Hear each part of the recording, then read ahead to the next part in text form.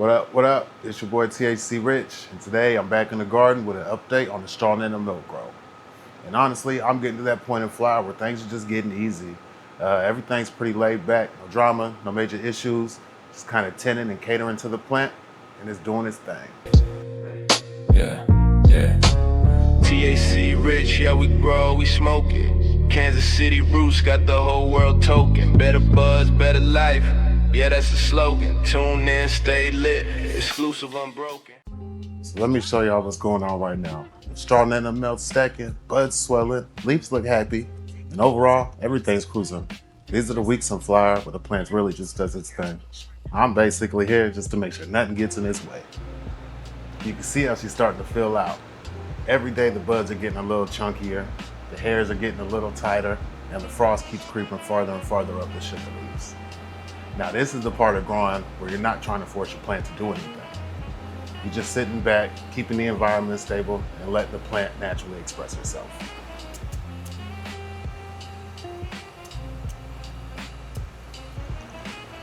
Today I'm just giving her plain water.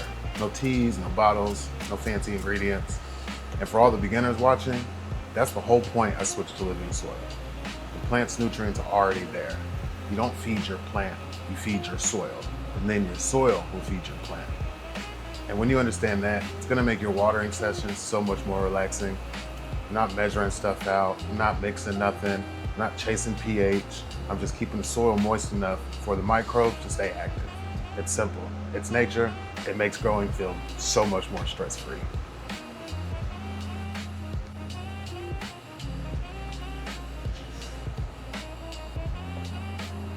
I did pull a few of the fan leaves off today. Nothing major though, just enough to improve airflow.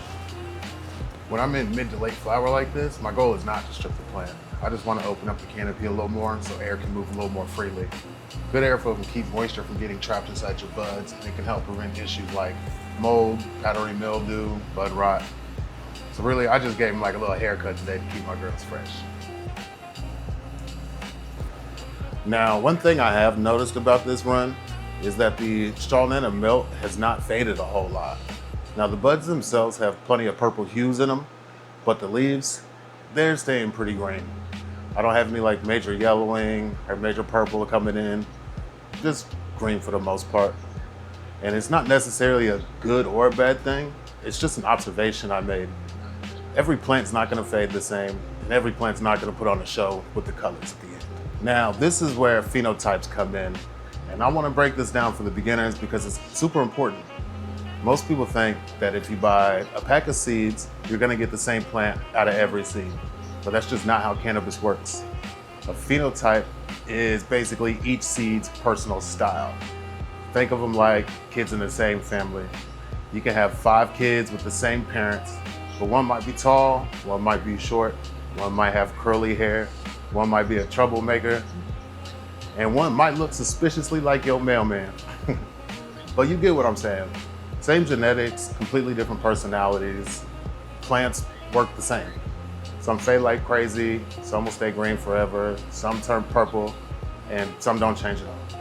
And what's funny is my boy Uno Blunts is running seeds from the same pack, same breeder, same parents, everything. But his leaves are purple as hell. Hey, real quick, shout out my boy Uno. What's up, bro? So even though our plants come from the same genetic line, his plants are expressing themselves completely differently. His phenos are fading hard, mine are barely fading at all. And that right there is why I enjoy seed growing. It's always more of a mystery. You don't know what you got until you flower it out. Another angle I'm kind of considering is nitrogen. Sometimes if your soil has extra nitrogen in it or in the flower, the plant won't fade as dramatically. It can stay green, keep pushing, and that could easily be part of what I'm seeing. So dark green leaves late in the flower usually mean that the plant still has enough nitrogen stored. Not a problem, no, especially in living soil, but it can definitely reduce the fall colors that most people love to see. And honestly, this soil is over 2 years old at this point. It's been through multiple cycles, multiple top dresses, multiple reamends, and it's still producing amazing plants. But after this run, I'm thinking about doing my very first soil test. But not because anything's wrong, everything's still growing beautifully, but I just want to know exactly where all my nutrient levels are sitting after all this time. I just kind of want to do a little soil health check. Soil tests break down your macros, your micros, your pH, your nutrient balance, basically everything that your plant is pulling from. It's like a doctor's report for your soil. Living soil can basically run forever if you take care of it. But I feel like knowing what's actually in my soil will help me make better decisions for my next cycle. And now that we're past stretch and deep in the flower, this is honestly my favorite part of the entire grow. The hard work's all done, the plant has hit its final structure, she's just swelling and stacking. And every day I can look in here and see something happening. So we basically just watching the buds swell at this point. Just keep an eye on your environment, make sure your humidity stays where it needs to be, your temperature stays stable, your soil moisture is right, and no pests show up uninvited. This is the part of growing where you get to sit back and enjoy the show. So between the phenotype differences, maybe a little extra nitrogen, being in late flower, and this soil being over 2 years old, everything I'm seeing here looks good, plant looks beautiful, the buds are swelling nicely, and she's happy. That's all that matters to me. So as always, y'all, smoke good, do better. Peace. Yeah. TAC rich, yeah, we grow, we smoke it. Kansas City roots got the whole world token. Better buzz, better life. Yeah, that's the slogan. Tune in, stay lit. Exclusive, unbroken.